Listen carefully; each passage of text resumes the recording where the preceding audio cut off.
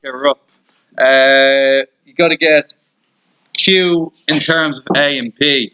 So what I'm looking at there is I'm going to square both sides. Square both sides always gets rid of the square root. So we're going to have A squared equals P over Q. I'm looking at Q on the bottom. Having a fractions hassle, so I'm going to give them both Q as a denominator. Once I do that, the Q's disappear. And nextly, I'm going to want to get that Q on its own.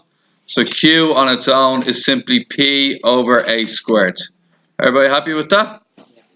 Good, move on. 44. Now, a half UT, a half square root of UT. It's the same thing as root UT over 2 equals S. Bring the 2 up to the other side, and I'm going to get square root of UT equals 2S. Square both sides, what happens? Square root of UT turns into just UT. Remember, square gets rid of the square root. What happens when I square 2S? It's 2S multiplied by another 2S. Nearly. 4S squared. 2 by 2 is 4, S by S is S squared. Get U on its own, we got to move down that T. So where's the T going to go? 4S squared divided by T. We're done. Yes? Now, moving on. This one here. This is what's called a trapezium. A trapezium is any four-sided object that has two parallel lines running through it. You can see here, these are your two parallel lines. The area of the trapezium is given by the height of the bottom, the length of the bottom line added onto the length of the top line, divided by 2, multiplied by the distance between the two lines. It wants me to get H on its own. So what am we going to have to do first there, guys? What do you reckon we can do here first? Yes? Yeah, why not? 2 on the bottom, 2 on top. So what will that do? Gets rid of the 2's on the bottom. Yeah, that's great. So I'll get rid of that 2 there. Now, what can I do to get the H on its own? A plus B is being multiplied by H. So what happens to the A plus B if I bring it over? 2A divided by A plus B equals H. And you're done. You can spin that around, couldn't you? You could have the H over to your side. Is that okay? Now, what does part 2 want from me? Part B. Part 2. What does it want? Find the value of H when the capital A value is 150, the small a value is 10, and the B value is 15. So, what's 2 times 150? 300. What's A plus B? 15 plus 10. And that will go 12 times. Okay, how many people got that out? Actually, no, we didn't do it yet. My fault. Didn't do it yet. Okay, what do you think of this one? Express Z in terms of X. I'm going to use this one here. Is Z currently on its own? So how do we get Z on its own? 2x minus 3. Express Y in terms of X. Well, there's Y. I'm going to, whoa, 2Z, not my 2 and Z look a lot alike, so I'm going to make sure I change that. Big 2, small Z. Everybody got that? Big 2, small Z. Minus 3x plus 6. Can anybody think of an appropriate substitute for the Z? What can we get rid of Z with? What can I replace Z with? With what? Yes. 2x minus 3. Now all of a sudden you're only left with Y and X. So Y equals 4x take away 6 minus 3x plus 6. 6 is cancelled. Y equals X. Alright, let's get you. Okay, step 1, common denominator of H squared. So What you're going to do is you're going to put h squared under everything and add in your h squareds.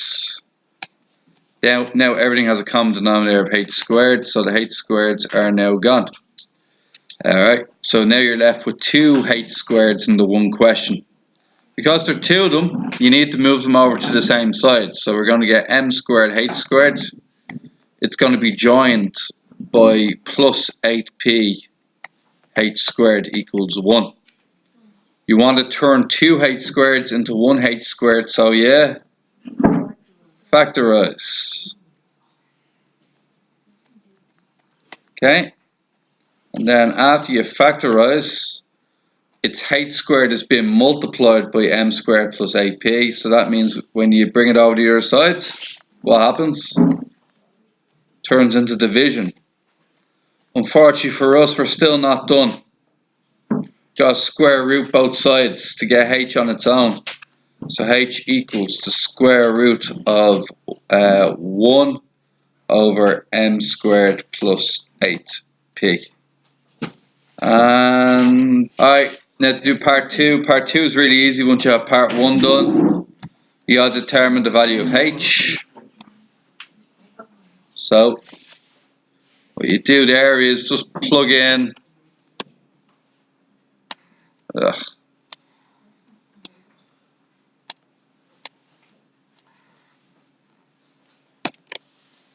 just plug in the values into the equation and then use your calculator to source the answer.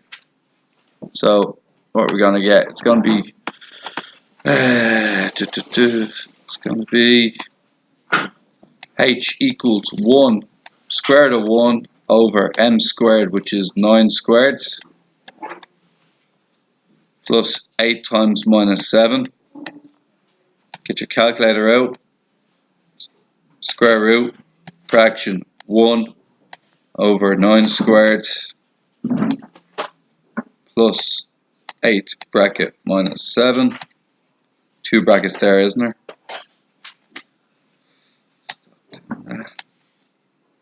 Then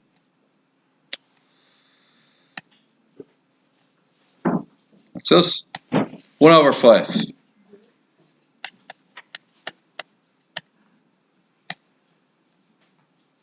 This. You're told x is 2t minus 1. You're told y is 2 over 3t plus 2. You're told to get 3x minus y plus 2 in terms of t. So I'm not allowed to have x's and y's. I'm allowed to have t's though, which is great. So what do I put in? 2t take away 1. Next one. 2 over 3t plus 2. 6t take away 3. Minus 2 over 3t minus 2 plus 2. Is that okay with you guys? Anybody, what's 6 take away 2/3? I'm a bit lazy about this.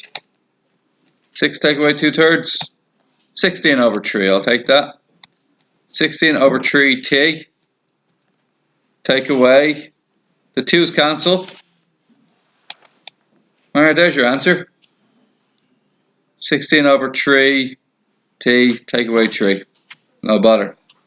It then wants me to find this expression equals 0.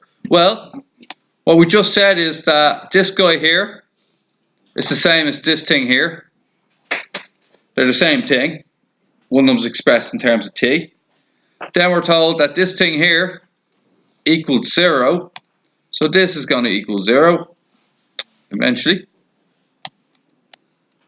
So what do we do next? 16 3 over t equals 3. Common denominator. 3 on the bottom, 3 on top. 16t equals 9.